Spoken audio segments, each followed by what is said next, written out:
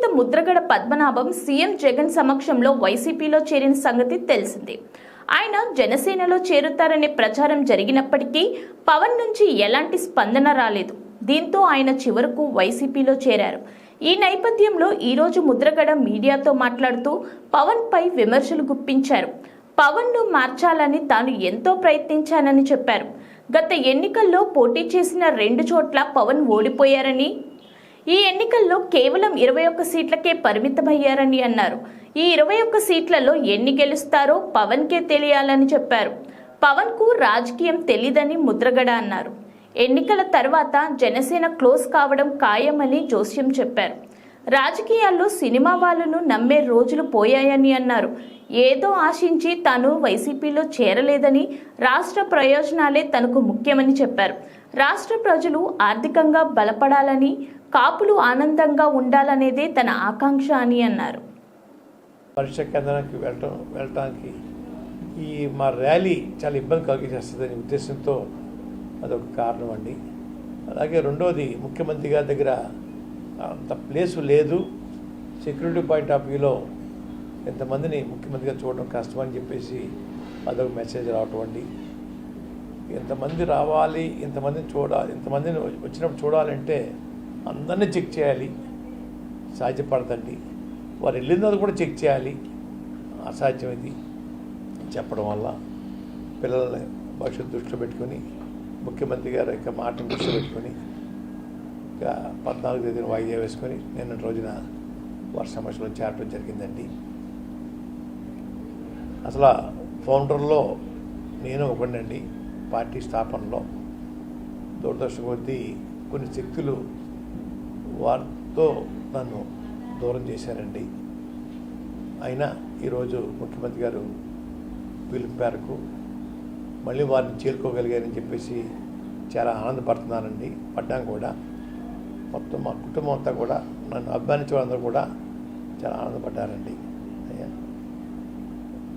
ఎటువంటి కోరికలు లేకుండా ఎంపీ సీటు కానీ ఎంపీఎల్ఏ సీటు కానీ ఏం అడగకుండా వారి పిలుపు మేరకు వారికి సేవ చేయాలి, మన ముఖ్యమంత్రి పీఠపై కూర్చోబెట్టిన తర్వాత వారు ఏదైనా ఇస్తే పుచ్చుకుని ప్రజలు సేవ చేయాలనే ఆలోచన తప్ప ఎటువంటి కోరికలు లేకుండానే వారు సేవ చేయాలని నిర్ణయించుకున్నానండి. ముఖ్యంగా కొన్ని విషయాలు చెప్పాలండి. మా కుటుంబం 1962లో రాజకీయాల్లో ప్రవేశించిందండి.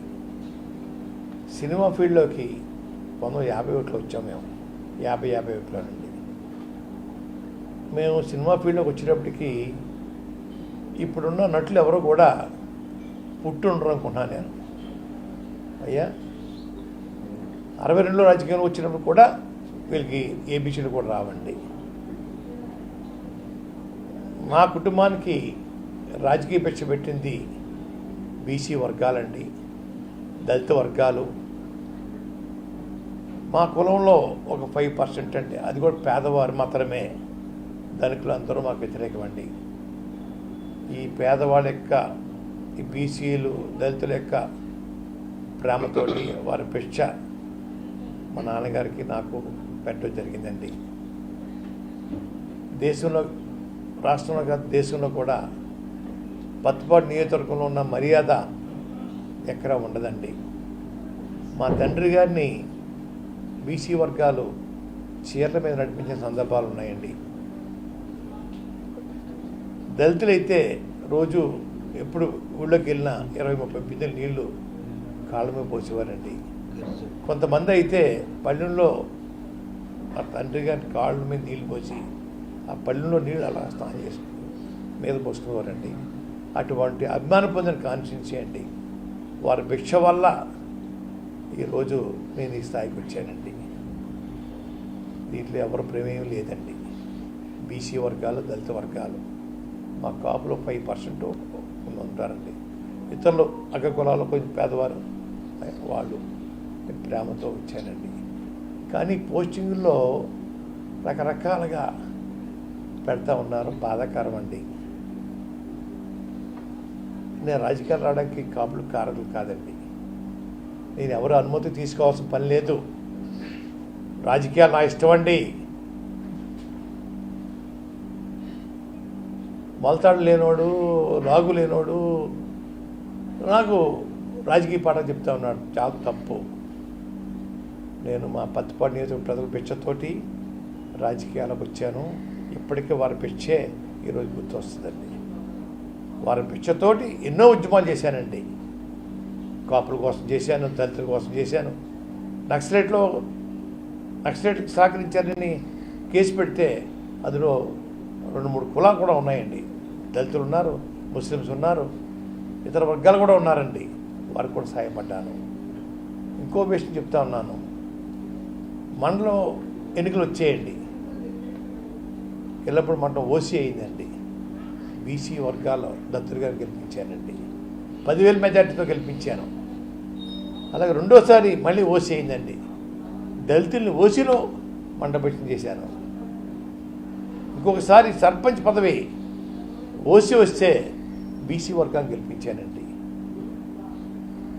సెంట్రల్ బ్యాంక్ వచ్చేటప్పటికి బొడ్డు భాస్కరరావుకి మెట్లేశానికి పోటీ వస్తే భాస్కరరావు చేశాను. నేను నా వర్గాన్ని, నా మనుషులు కాపాడుకోవడం కోసం ఏదైనా చేస్తానండి. అక్కడ కులం కాదని అక్కడ నా వర్గం ముఖ్యం. రకరకాల పోస్టులు పెడతా ఉన్నారు, తెలియక పెడతా ఉన్నారు. వారు సినిమాలో హీరో అవ్వచ్చండి, నేను రాజకీయాల్లో హీరో అని. అంత పెద్ద హీరో కాబట్టి చిన్న హీరో అని, వాళ్ళు పెద్ద హీరోలు అవ్వచ్చు. ముఖ్యమంత్రి గారి దగ్గర ఎందుకు వెళ్తున్నాడు, మా నాయకుడి దగ్గర ఎందుకు రాలేదు అని కామెంట్స్ పెడతా ఉన్నారు. ముఖ్యమంత్రి గారు కుటుంబంకి ఒక చరిత్ర ఉంది. వాళ్ళ తండ్రి గారు రాజశేఖర రెడ్డి గారండి ఎమ్మెల్యే, ఎంపీ, మంత్రి, ముఖ్యమంత్రి చేశారు. జగన్మోహన్ రెడ్డి గారు ఎమ్మెల్యే, ఎంపీ, ముఖ్యమంత్రి చేస్తూ ఉన్నారు. వారు పెద్దను పంపించారండి.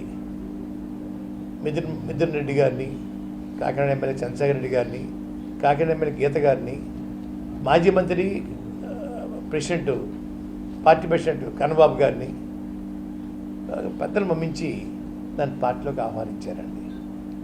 నేను సంతోషంగా అంగీకరించాను.